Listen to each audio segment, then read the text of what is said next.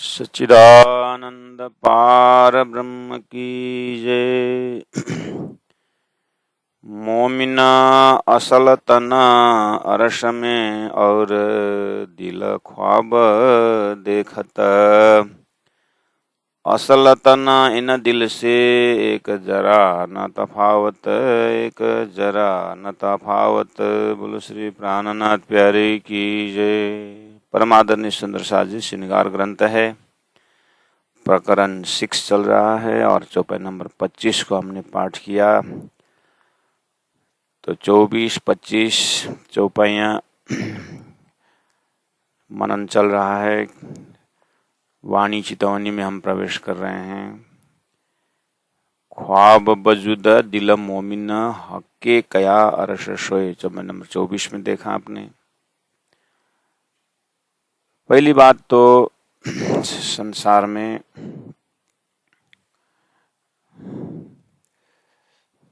धर्म एक अध्यात्म सभी ने चिंतन किए हुए हैं और अध्यात्म चिंतन के विषय में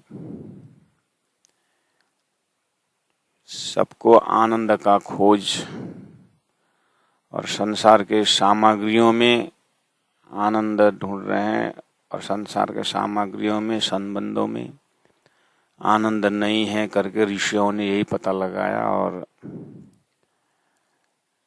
इसी दौरान अनेक धर्मों का प्रादुर्भाव हुआ और बहुत बड़ी बड़ी किताबें लिखी गई, परमहंसों हुए।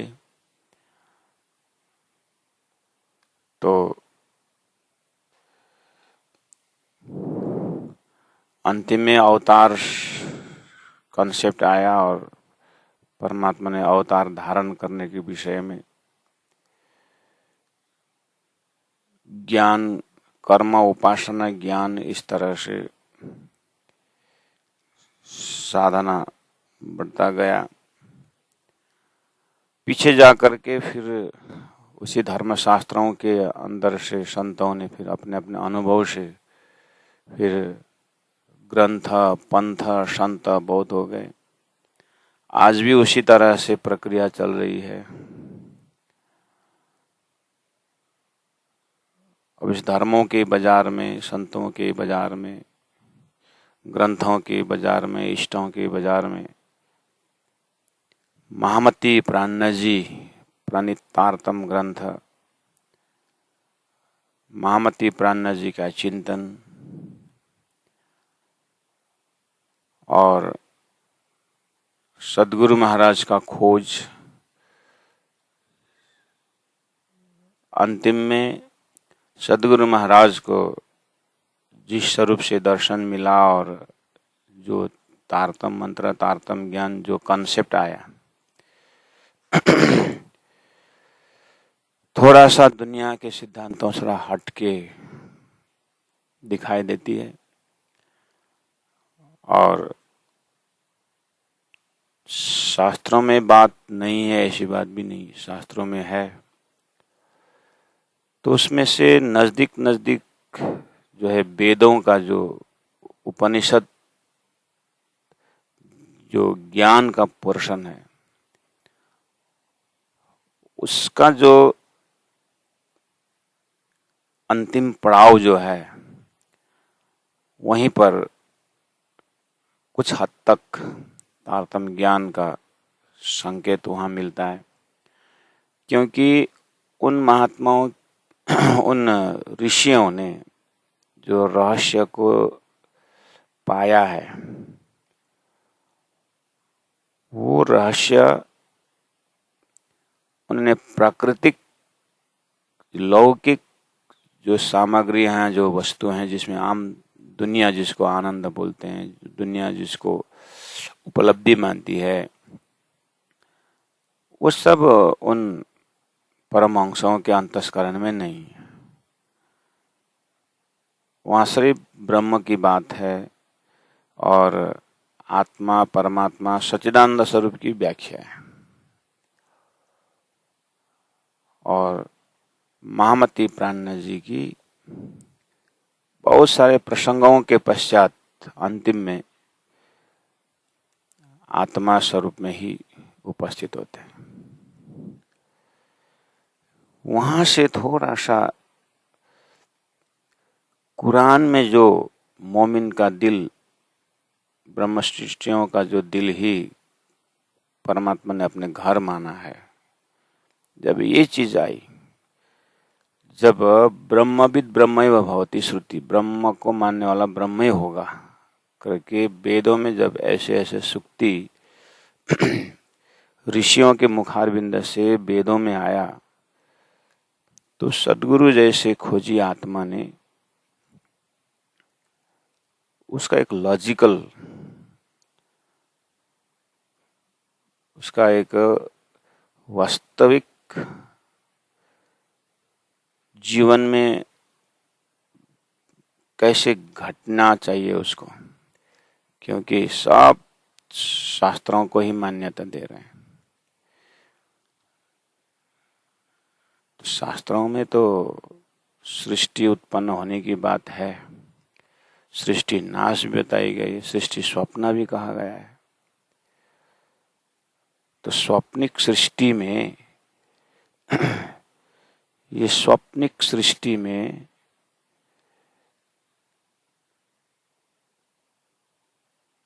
खाली सृष्टि स्वप्न होती है कि सृष्टि में चेतन भी स्वप्न का होता है? स्वप्निक चेतन भी तो हो सकती है। तो सारी बातें ऋषियों ने अपने सपना में घटा घटा करके बताया है। जैसे हम सपना देखते हैं और जगने के पश्चात सपना नहीं रहता है, तो इस चीज से लोगों के पास में दुनिया सपना है, इसमें कुछ रहस्य नहीं है, ब्रह्म में ही सब कुछ है, ब्रह्म ही सच्चिदानंद है करके आई बात। तो लेकिन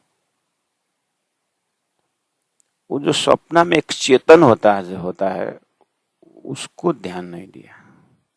जब सपना उड़ जाता है तो स्वप्निक एक चेतन है, वो भी तो उड़ जाता है। कहीं उसी चेतन को तो ब्रह्म नहीं मान रहे, उसी चेतन को चैतन्य स्वरूप मान करके तो किताबें नहीं लिखी गई है। एरिया तो नाश कर दिए, एरिया तो प्रलय में गया, जो भी पांच तत्व को नाश बताया है, स्वयं ईश्वर तत्व को भी नाश बताया है। तो फिर ब्रह्म तत्व क्या है? कोई ईश्वर को ही ब्रह्म मान रहे हैं, कोई जीव को ही ब्रह्म मान रहे हैं, कोई आत्मा को ही ब्रह्म मान रहे हैं। तो परब्रह्म परमात्मा ने ही सद्गुरु देवचंद्र जी महाराज को स्वप्निक चेतन और ईश्वर का भी दर्शन करवा दिए, और वास्तव में चेतन को भी देखने वाला एक सुपर चेतन है, स्वप्निक चेतन को भी देखने वाला एक सुपर चेतन है।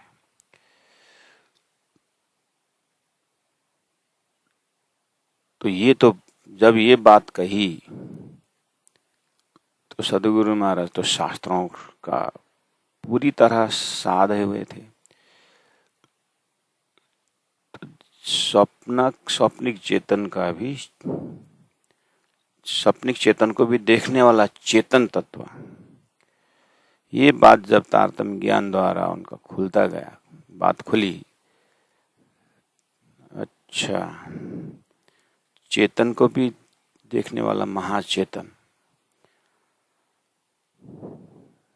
तो ये तो सृष्टि का चेतन को देखने वाला तो अक्षर चेतन दिखाई दिया। अक्षर ब्रह्म शास्त्रों में भी है, तो अक्षर ब्रह्म द्वारा खेला हुआ देखा हुआ संसार में तो अक्षर का ही चेतन है। तो सृष्टि का महाचेतन तो अक्षर बन गया। फिर तारतम्य ज्ञान द्वारा परब्रह्म परमात्मा ने स्वयं सदगुरु महाराज को ये भी दर्शा दिया कि तुम किस किस को देख रहे हो महाचेतन की दृष्टि में। महाचेतन में सृष्टि का महाचेतन तो तुमने देख ली कि अक्षर ब्रह्मा द्वारा सृष्टि रची गई है, स्वप्निक चेतन है, इसलिए तुमने सृष्टि के अंदर का महाचेतन सुपर चेतन और सृष्टि से बाहर के चेतन में क्या देखा, तो पता चला कि उसके बीच में मेरा क्या रोल है। अक्षर ब्रह्म द्वारा स्वप्न देखी गई है और अक्षर की स्वप्न का चेतन सपनिक चेतन जो ईश्वर कहलाए और ईश्वर का एक अहम बहुश्याम बोलने पर अनंत चेतना का सृष्टि हो गई स्वप्निक चेतना। तो तारतम्य ज्ञान द्वारा सदगुरु महाराज को ऐसे विजन ऐसे दृष्टि मिली कि स्वयं अपना भी परात्म है, स्वयं अपना भी महाचेतन दिखाई दिया, जिस महाचेतन से तो परब्रह्म परमात्मा जुड़े हुए हैं।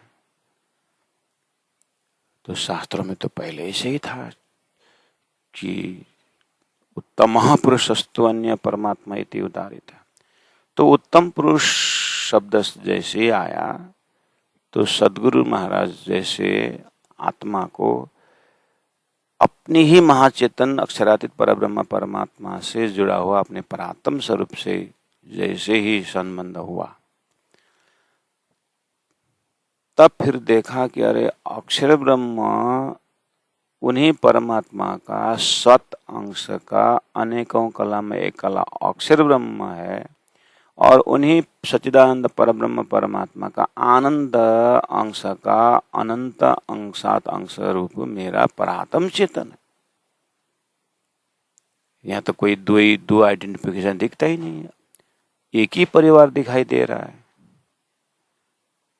एक ही परिवार दिखाई दे रहा है, एक ही चैतन्य परिवार है। राजी परब्रह्म परमात्मा के आनंद अंश से सारा 25 पक्ष परम धाम व्यापक है और परब्रह्म परमात्मा का चिद अंश तो स्वयं परमात्मा सबको जान रहे हैं, सबको देख रहे हैं, तो वो तो आनंद अंश को भी देख रहे हैं, सत अंश को भी देख रहे हैं।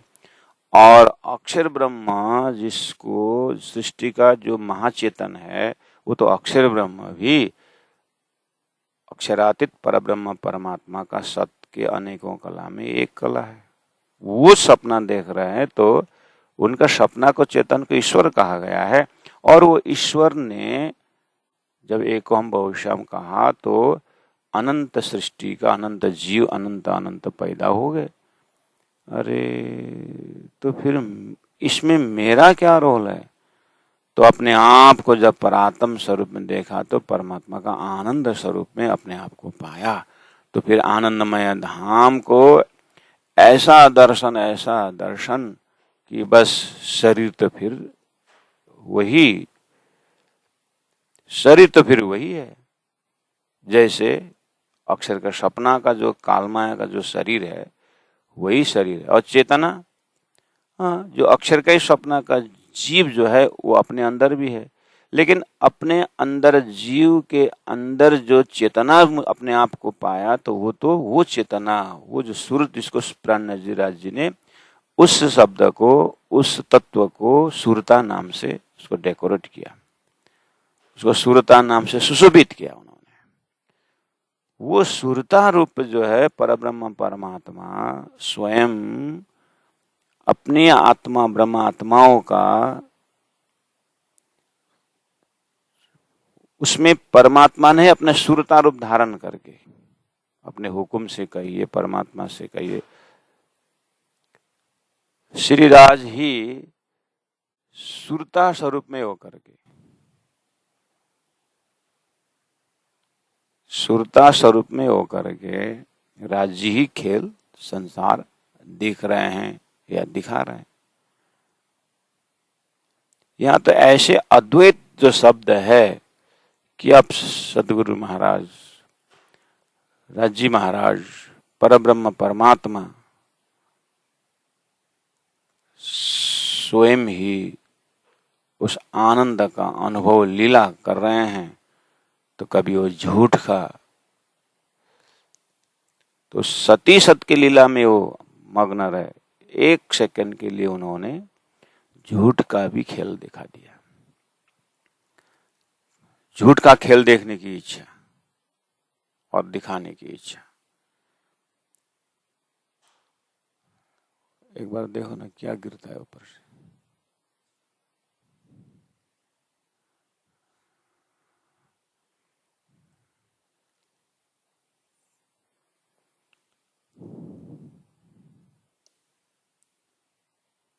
तो प्यारे सुंदर साथ जी, इस चीज को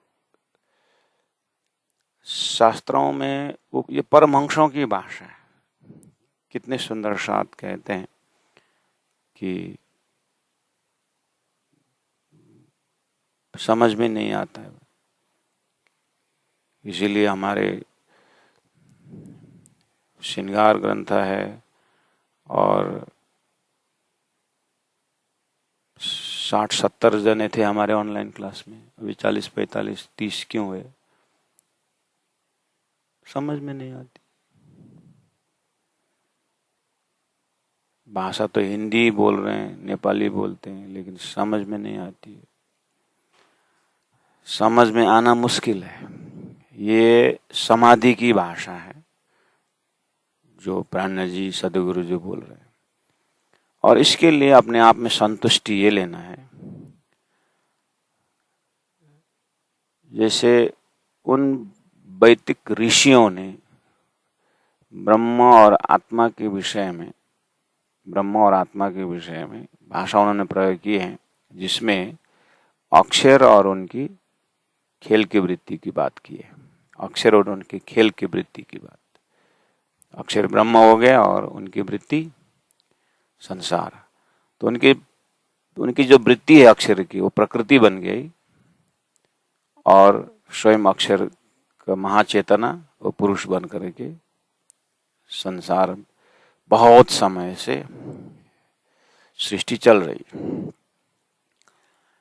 तो उसकी व्याख्या में प्रकृति को छोड़ करके सृष्टि का महानियंता अक्षर ब्रह्म को, चेतना को पकड़ने के लिए ऋषियों ने हजारों वर्ष तपस्या की, और अंतिम में सर्वम खलिदम ब्रह्म, सभी ब्रह्म ही ब्रह्म है करके बात तो आई, फिर भी अक्षर ब्रह्म का महाचेतन का दर्शन नहीं है। उसकी सृष्टि में जो चेतना है स्वप्निक, उसको व्यापकता देख करके उन्होंने, उसकी व्यापकता को देख करके सभी ब्रह्म ही ब्रह्म है करके स्वप्निक चेतना को ब्रह्म मान करके उसके विषय में बहुत ध्यान चिंतन द्वारा सत है, चिद है, आनंद है, अनंत है करके वहां पर स्थापित रहे।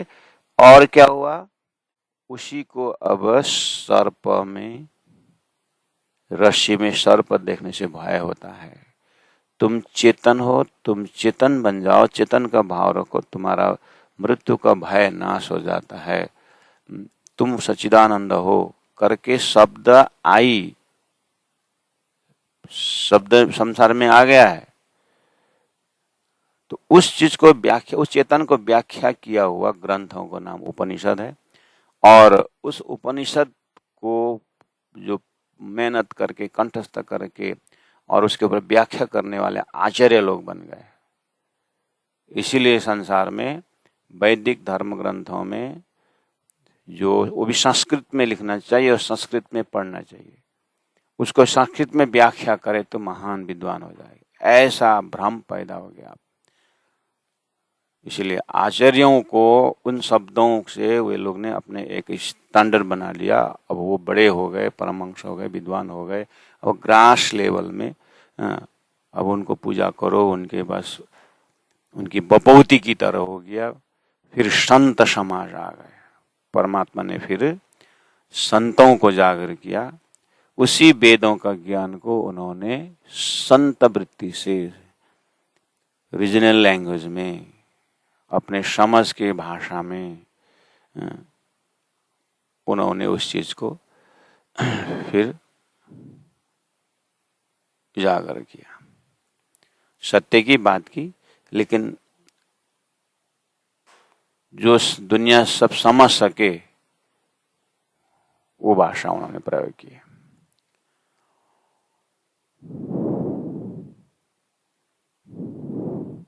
लेकिन ज्ञान का लोकेशन देखा जाए, चाहे रीजनल भाषा में हो, चाहे उत्कृष्ट संस्कृत भाषा में हो, चाहे किसी भी लैंग्वेज में हो, किसी भी भाषा में हो, बात चेतन की करते हैं। और सभी का एक आवाज है कि ब्रह्म तत्व में ही, ब्रह्म तत्व ही वास्तविक है और मनुष्य जीवन उस ब्रह्म तत्व को प्राप्त अनुभव करने के लिए ही है। इतना तो सबने समर्थन किया। तो प्राणनाथ जी महाप्रभु कह रहे हैं, या सदगुरु महाराज कह रहे हैं, या तारतम्बानी कह रही है, तारतम्बानी ये कह रही है, अच्छा तो जिस तरह से संसार जैसे रस्सी में सर्प का एक आवास है, वैसे ही अगर यह तो ठीक है,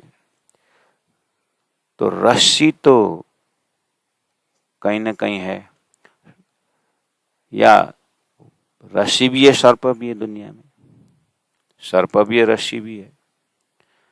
क्योंकि मैंने रस्सी को, रस्सी था, मुझे सर्प दिखाई दी, बाद में बत्ती जला के देखा तो वहां सर्प नहीं था, रस्सी थी।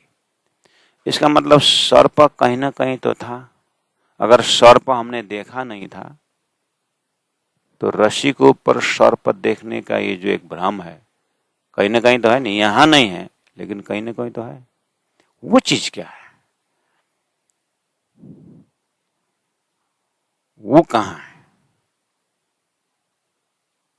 मृगजल जिसको बोलते हैं, एक हम भी देखते हैं और पशु भी भ्रमित हो जाते हैं कि पानी देख के दौड़ता है लेकिन वो बालू का रिफ्लेक्शन रहता है। तो अगर पहले से ही पानी का भास न होता तो बालू में पानी कहां से देखता? दूसरा ही नाम देता हो, दूसरे ही नाम देता या कुछ हो सकता।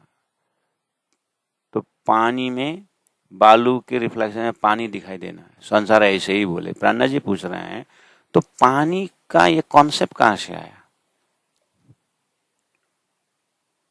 भ्रम होना तो अभी आया तो, लेकिन पानी तो है। उसी ट्रैक में जाकर के जब इस तुम संसार सपना है तो जागृत कहां है? कहीं ना कहीं तो है। और सपना देखने वाला शास्त्र ने कहा अक्षर ब्रह्म है, अक्षर ब्रह्म सृष्टि का नियंता है।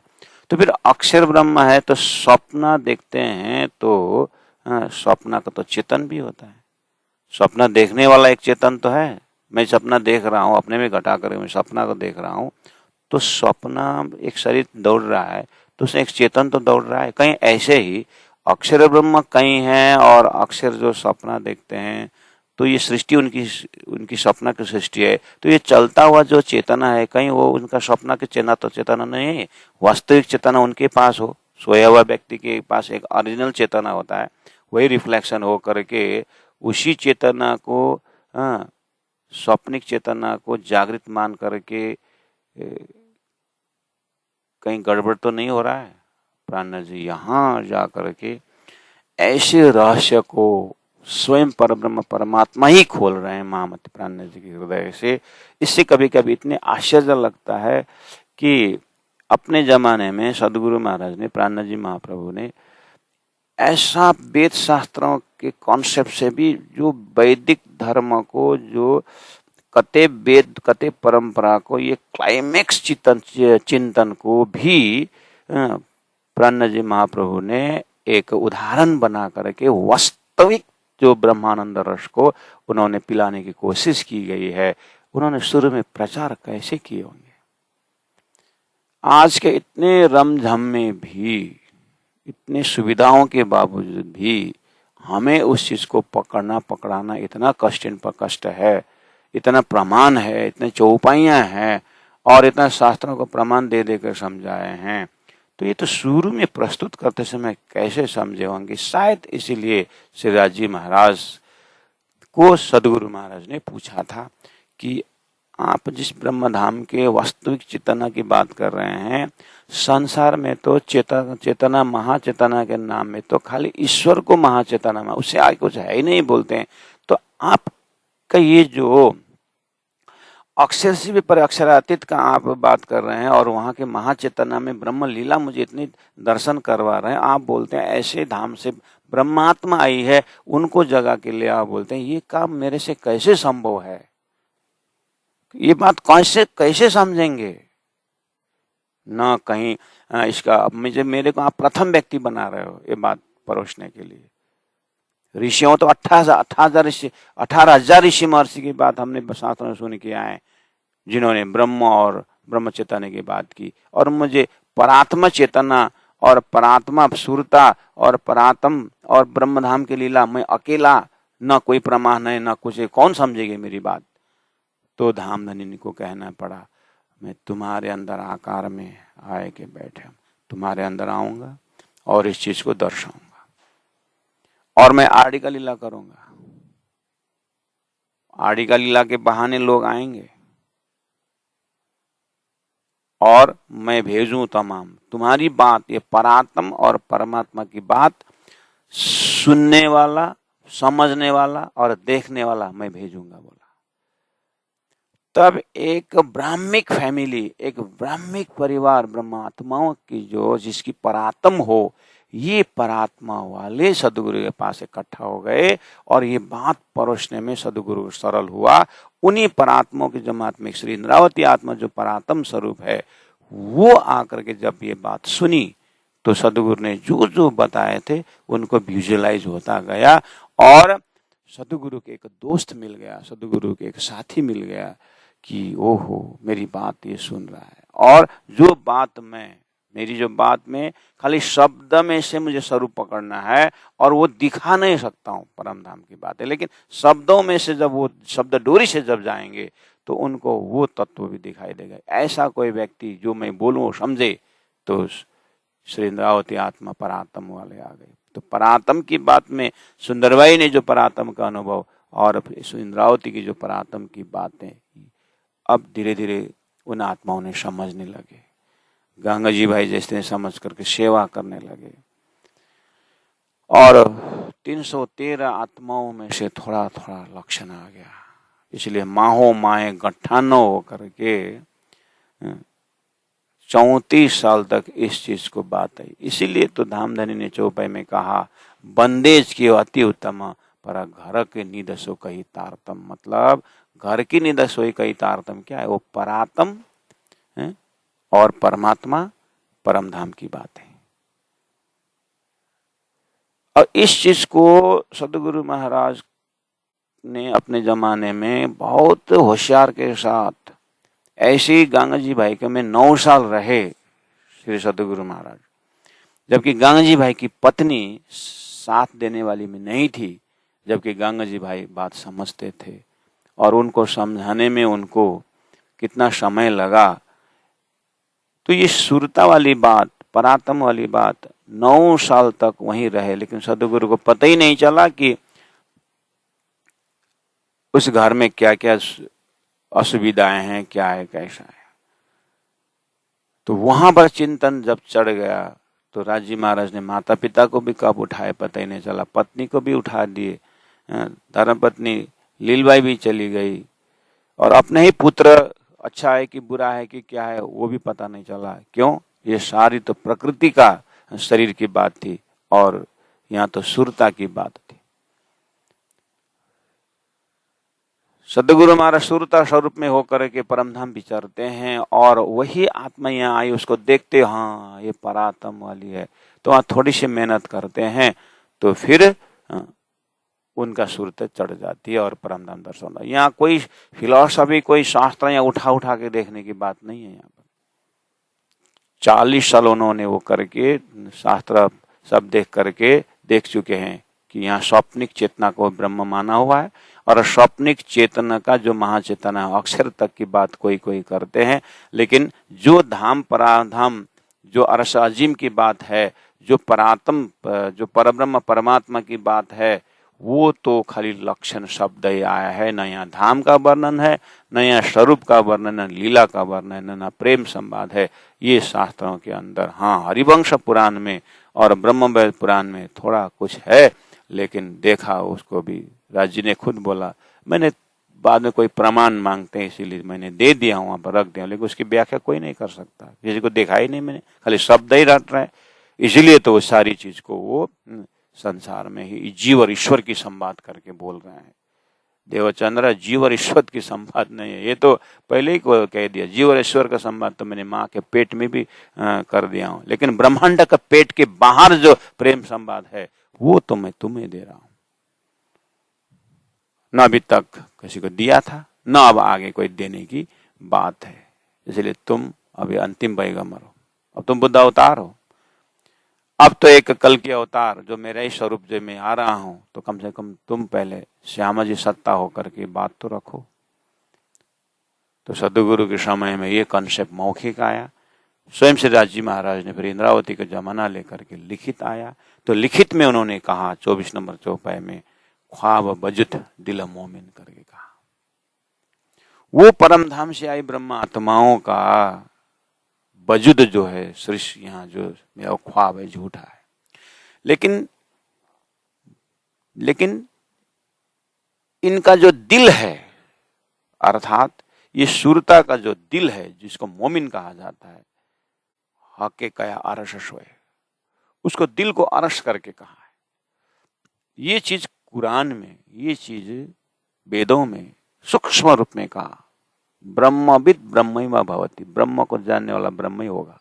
तो ब्रह्म को जानने वाला कौन जानेगा? ब्रह्म का ही अंश ब्रह्म को जानेगा, जागृत ही जागृत को जानेगा, झूठ की स्वप्न की वृत्तियां जागृत को नहीं जानेगा।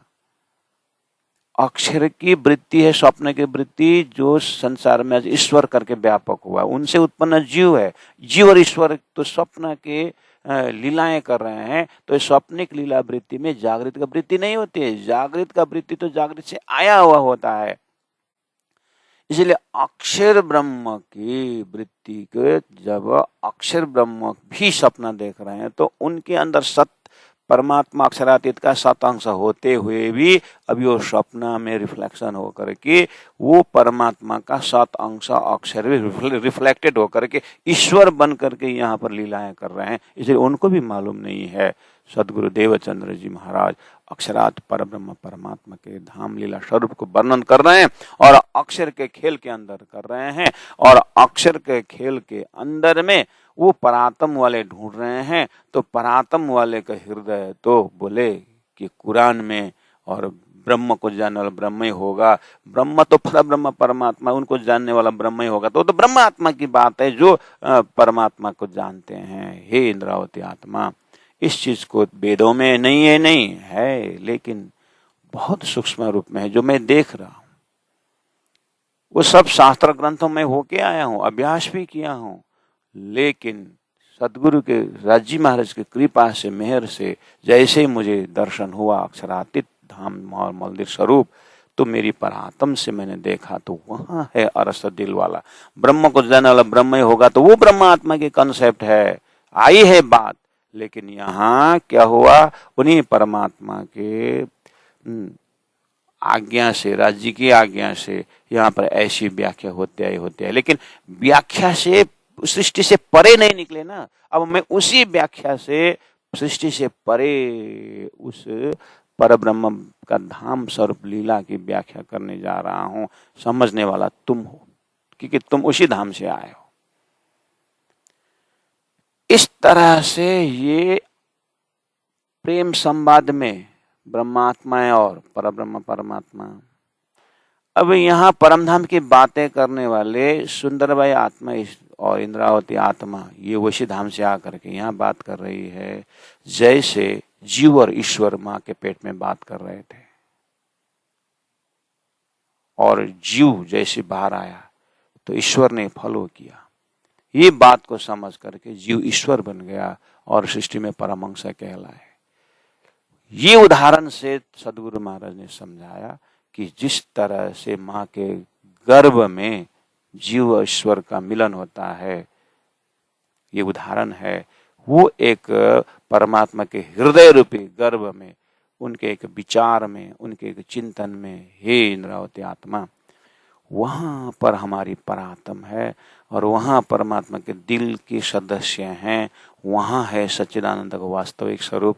और उनकी लीलाओं में से एक छोटी सी फ्रैक्शन ऑफ सेकंड की लीला ये असजा दुख देखने की जो एक लीला है, इस लीला के सदस्य बन करके हम रम गए, ऐसा नहीं, इसके दृष्टा बन करके हमें परात्म में है। तो वो दिल के विषय में परमात्मा ने मेरा धाम करके कहा है। तुम याद करो तो शास्त्रों में है, कत्ते कुरानों में है, पुराण में है इस चीज को कि वो हृदय को धाम करके कहा है।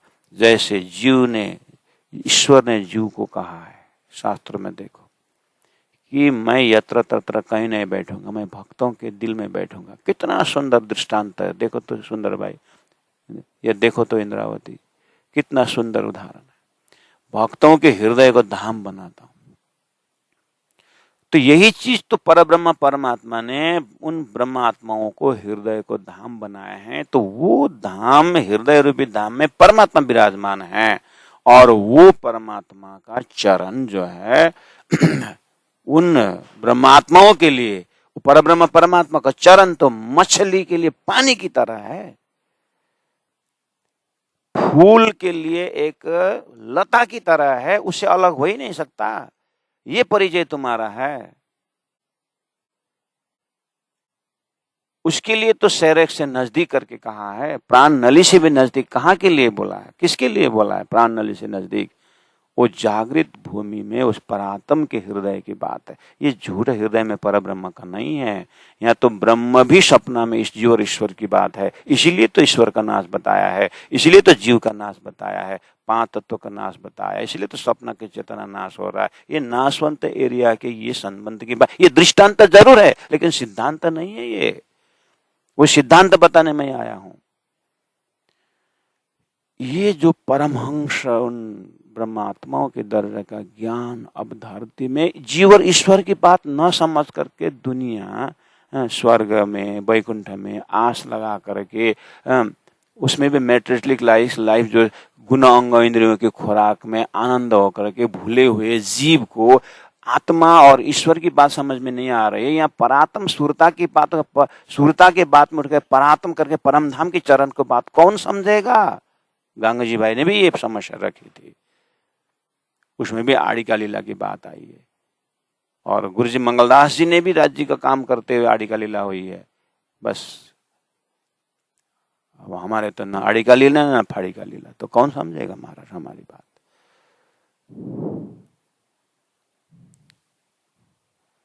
इसलिए धन्ना धन्ना धन्ना धन्ना राजी महाराज का आड़ी का लीला कि कम से कम तारतम्बानी को पूजा पाठ कर रहे हैं, तारतम्बानी में राज्य राज्य बोल रहे हैं, 108 पारायण लग रहा है, पारायण के माध्यम से कम थोड़ा पैसा आता है, बिल्डिंग बन रहा है, सुंदर साथ ने कलश, सोन का कलश लगा रहे हैं, सोन का सिंहासन बना दिए हैं।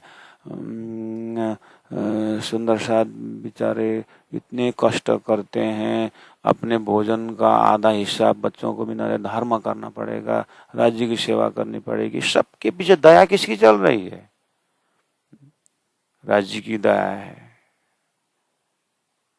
हम यहाँ पर बड़े संत हो त्यागी करके धर्म प्रचार कर रहे हैं, प्रशिक्षण चला रहे हैं, करके अहंकार करने के कोई जगह नहीं है।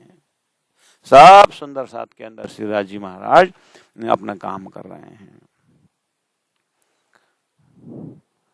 इसलिए राजी महाराज के किसी को परमधाम में चितावनी करके आनंद आ रहा है, किसी को राज्य का अंगों को दर्शन करके आ रहे हैं, किसी को राज्य को ब्रजलीला में आनंद आ रहा है। इसीलिए सुंदर साथ ब्रज का भी घर परिवार सब रख करके राज्य में लीन हो रहे हैं। इसलिए वो सुंदर साथ राज्य की सेवा करके थोड़ा द्रव्य दान कर रहे हैं। किसी को वंशी के नाथ पर रास में आनंद आता है, संसार छोड़ करके बैठने में आनंद आ रहा है, तो तारतम के वंशी से परमधाम ब्रजरास का आनंद लेकर के परमधाम कर रहे हैं। किसी को उसी में राज्य महाराज वहां से सुंदर साथ की सेवा दर्शा रहे हैं। बृहत रूप है राज्य की दया। लेकिन और आगे और आगे और आगे चलते जाएं 24 जना का ज्वाइंट फैमिली में एक बहू, नाती का हो या लड़का का ही हो, 24 ज्वाइंट फैमिली में एक नई बहू आ गई अपने पति के साथ। पति ने लेके आया और सब घर परिचय सब दिखा दिया और सबका परिचय, बड़ी दादी माँ वगैरह सब दिखा दिया, सब परिचय हो गया और पूरा सुंदर घर कमरा सब दिखा दिया। तुम शांति से रहो, आनंद से रहो, इन सब की सेवा करो, बस मैं तुम्हारा मालिक हूँ, हमारा संबंध तो है ही।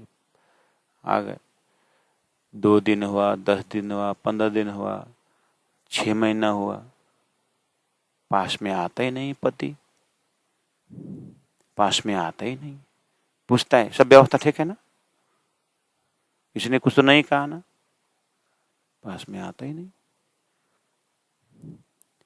अब इसका क्या शोभा, इसका क्या सुहाग,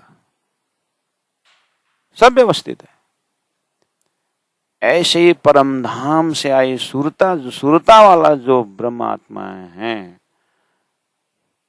वो सब मिल गया। संसार भी देख लिए, ब्रजराज भी देख लिए, परम धाम भी देख लिए, सारा देख लिए, लेकिन राज्य का अंग अंग का दर्शन ही नहीं। उस पतिव्रता स्त्री ने सारा सेवा तो कर रहा है, बहुत कर, लेकिन पति तो पास में ही नहीं है, न पति को स्पर्श कर पाई, न पति के साथ बातें करती, न पति के साथ एकांत में बात ही होती है। ऐसे ही परम धाम के राज्य महाराज की आत्माएं, राज्य को एकांत मिलन नहीं हुआ तो तड़पती है। अब ये पतिव्रता तड़पती है कि आखिर सब के सब हुआ, तो पति तो मेरा पानी है, मैं मछली हूं, तो अब मैं कैसे रह सकती हूँ। ऐसे ही शुद्ध संस्कार से, शुद्ध वृत्ति से जब आत्माएं राज्य का सब परम धाम का होते हुए भी राज्य का अगर अंग अंग दर्शन नहीं हुआ तो तड़पती है। वो जगह से श्रृंगार में बातें चल रही है। तो प्यारे सुंदर साधु जी, इसीलिए असल तन इन दिल से एक जरा न तफावत, वही तड़पन के आधार पर अगर श्रृंगार ग्रंथ का अंग अंगों का दर्शन हो तो ब्रह्म सृष्टि के दर्जा में भी राजसी तामसी स्वातसी, तामसी राजसी स्वातसी जो भी है संसार के भाषा से, या तामसी सकी तो अब धनी के अंग अंग के बिना रह नहीं सकती। तो ये कॉन्सेप्ट चल रहा है, इसीलिए ये सब समाधि का कॉन्सेप्ट है, ये ध्यान चितवनी का कॉन्सेप्ट है, एकांत प्रिया का है। ये इसका खुराक भी बहुत कमी को पचता है और इसमें वैराग्य का, हृदय में वैराग्य कलश होना चाहिए।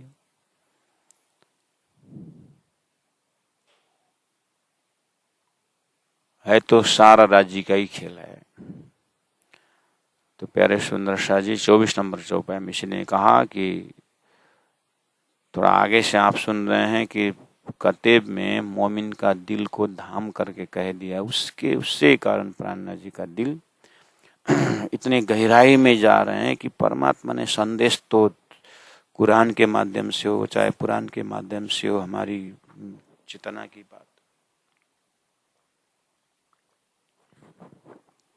बात तो उन्होंने सुंदर रख दी है, उसको प्रमाणित कर रहे हैं कि ये मोमिन का दिल परमधाम शब्द देखने से ब्रह्म को जानने वाला ब्रह्म ही होगा करके ब्रह्म ही ब्रह्म हो गए। प्राण जी बोल रहे ऐसा नहीं होगा। ख्वाब वजूद के साथ जो दिल है, क्या उसी दिल को परमात्मा ने धाम बना करके सबको मोमिन बनाया? ऐसा नहीं। ख्वाब वजूद दिल मोमिन है, लेकिन झूठे दिल नहीं। उन ब्रह्मात्माओं का दिल जो ब्रह्मधाम में है, परात्म में है, उस दिल से सुरता खेल देखने आई है। वो सुरता ने जीव में बैठ करके वो सुरता खेल देख रही है। तो वो शूरता का दिल में, परात्म के दिल खुदा का, परमात्मा का घर है, धाम है, वहां से शूरता आई है। तो शूरता होल्डर वाला जो जीव है, उसके दिल में जो शूरता है, शूरता के दिल को धाम बनाया, जीव को दिल को नहीं। जीव का दिल को तो एक एक अधिष्ठात्री जीव बनाए परमात्मा के हुक्म से। इसलिए प्राणनाथ जी ने पूरा विरोध किया कि यत्र तत्र मोमिन का दिल करके इतना सस्ता मत बनाओ।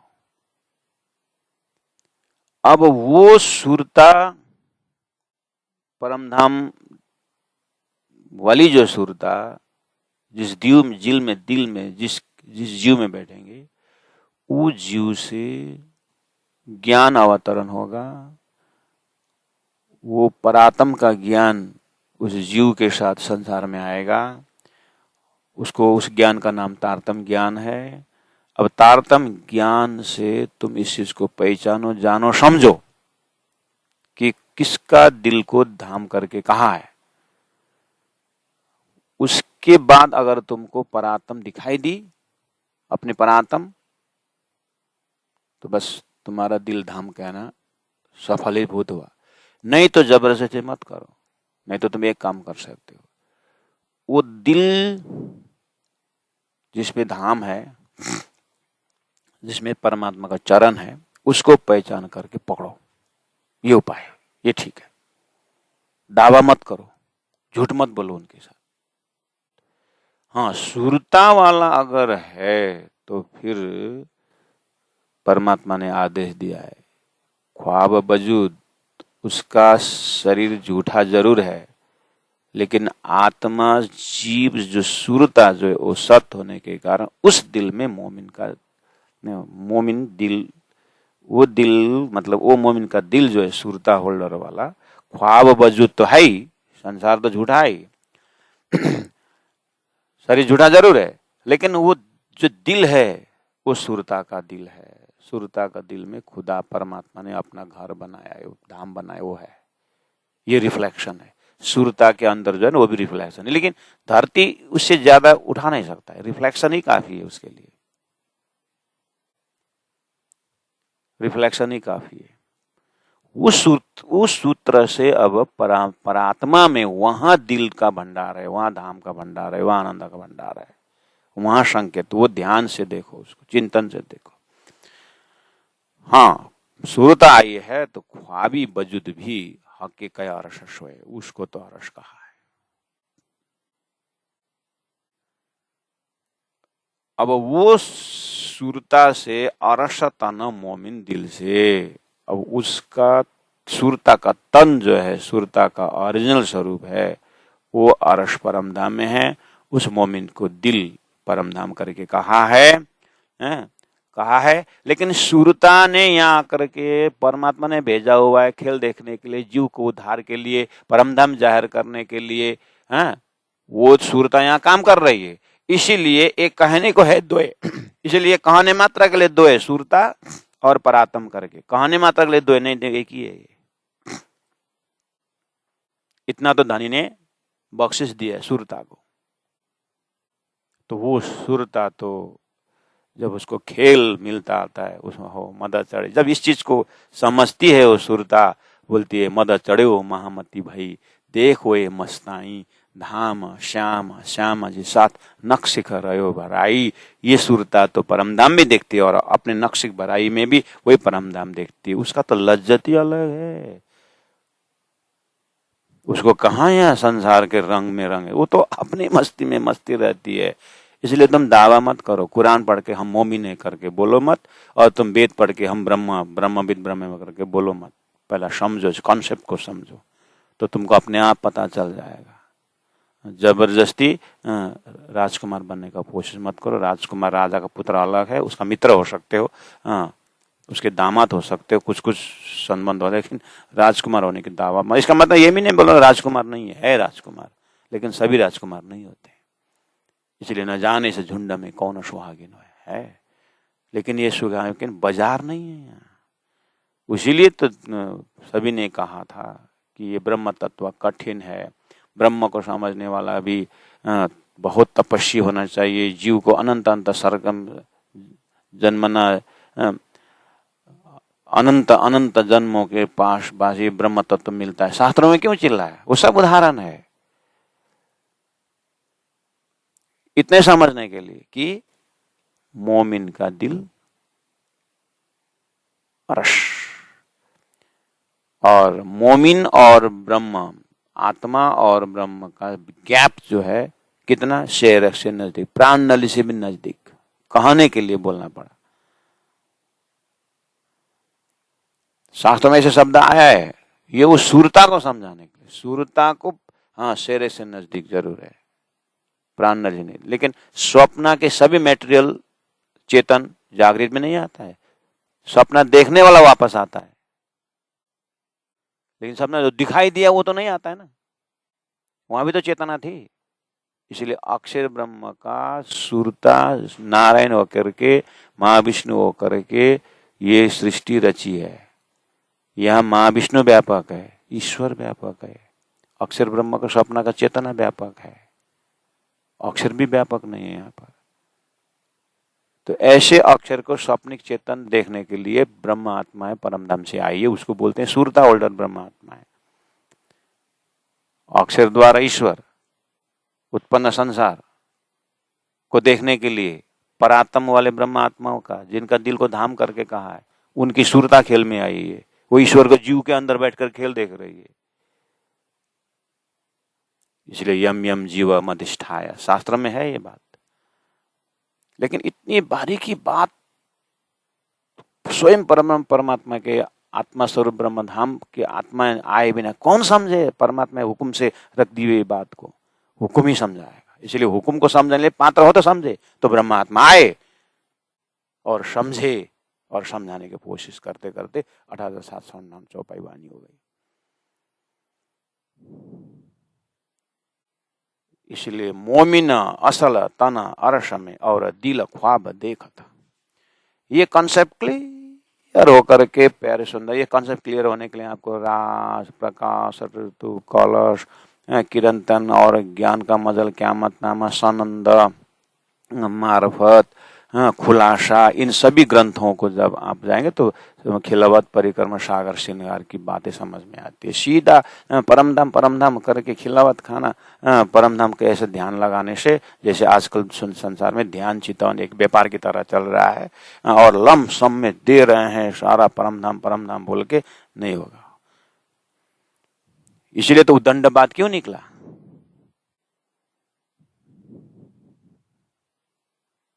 मुख से वाणी वाणी वाणी वाणी बोलते हैं, और क्या खाना क्या नहीं खाना, कैसे पढ़ना, कहाँ पढ़ना, जूता चप्पल लगा करके सब पढ़ रहे हैं। जब ये स्वर्ग जाने वैकुंठ जाने वाले निष्ठा भी प्रैक्टिस नहीं कर रहे हैं, तो ब्रह्मानंद परात्म की निष्ठा ऐसे मिलेगा? ये सब उपद्रव है। ये सब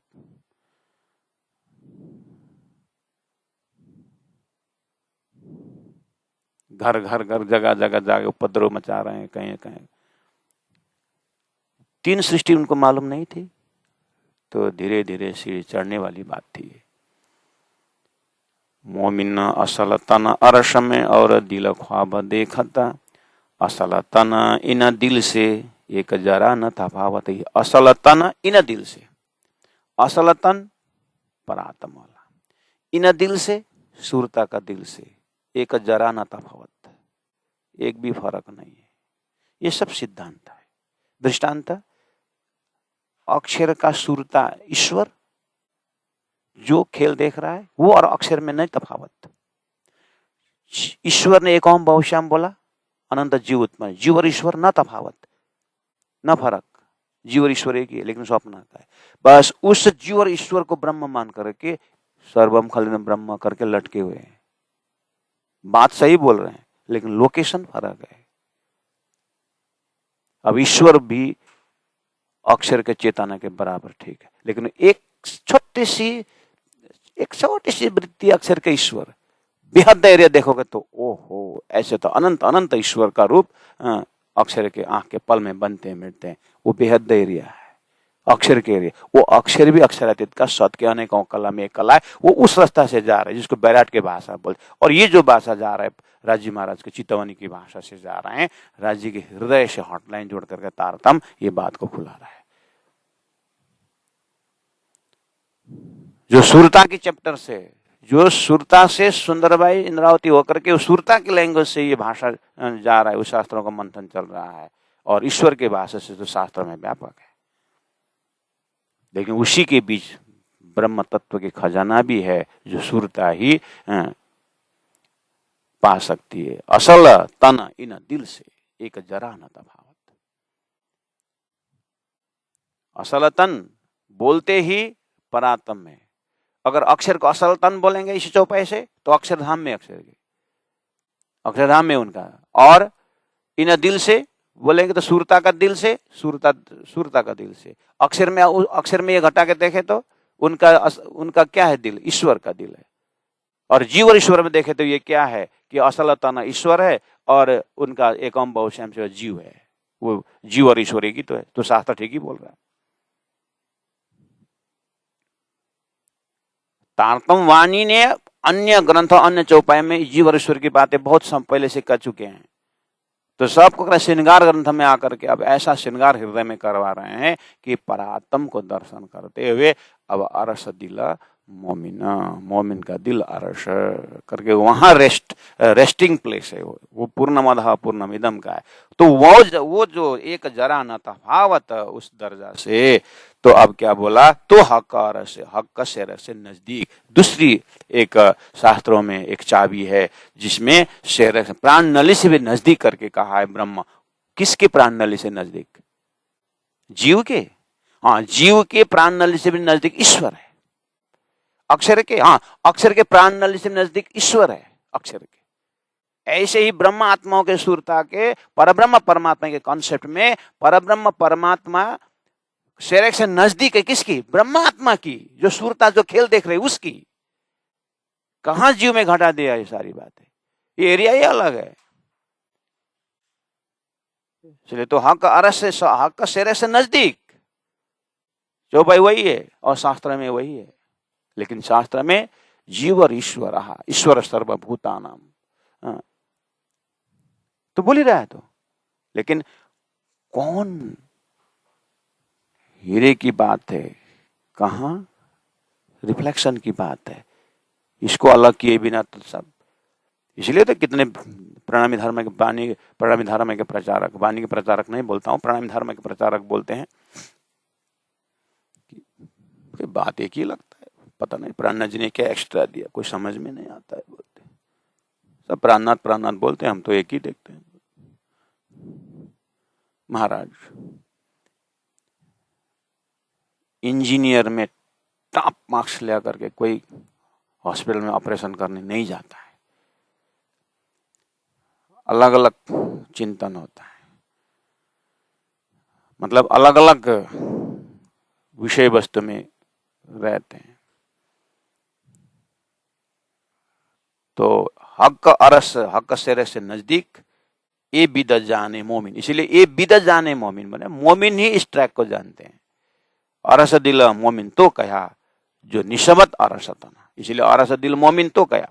मोमिन को दिल अरस इसीलिए कहा जो निशबत अरसतना, उसका संबंध अरस तन से है, सपना के तन से अरस का नहीं। आपने देखा हुआ सपना का सारा साथियों का आपके सोया हुआ शरीर से क्या मतलब है? आपके सोया हुआ शरीर जो सपना देखता है, सपना में कितने सारे शरीर थे, अब जगह तो आया सारा, उसका एरिया अलग है। इसीलिए तो ये तो परात्म वाला जहां जब मूल मिला बैठ के खेल दे, उन निशबत का संबंध की बात है ये। उनके दिल को अरस करके कहा है, झूठ के दिल को कहां बोला है? तो फिर जीव का उद्धार कैसे होगा? तो समझो ना फिर कैसे होगा, ऐसा कॉन्सेप्ट समझो। उसके बाद ब्रह्मश्री को ऐसो नूर जो दुनिया थी बिना अंकुर ताए नए अंकुर कर किए न चल, देखा उनके शरण में जाओ, वो फिर अंकुरित कर देते। अंकुरित तो हुए ही नहीं है, बस ऊपर से फल लगा दिए, ये होगा नहीं। अब इतना समझने के बाद कोई दावा ही नहीं करेगा परम धाम के विषय में। वो दावा क्या करेगा? मुझे ब्रह्म सृष्टि के एक नजर पड़ गया तो हो गया कल्याण। मैं पूर्णमदः पूर्णमिदं पूर्णात् पूर्णमुदच्यते। अगर सुरता हो तो फिर वो चुपचाप बैठे, उसको हो गया कल्याण। इसीलिए प्यारे सुंदर साथ जी, तो हक्का से रग से नजीका ए विदा जाने मोमिना अरस दिला मोमिना तो कया जो निशवत अरसताना जो निशवत अरसताना जो निशवत अरसताना अरसताना। बोलो श्री प्राणनाथ प्यारे की जय, सदगुरु महाराज की जय, तीनों पुरी धाम की जय, गुरु जी एक स्वाद मंगलदास जी महाराज की जय, गुरु जी एक स्वाद दीनदयाल जी महाराज की जय। प्रणाम।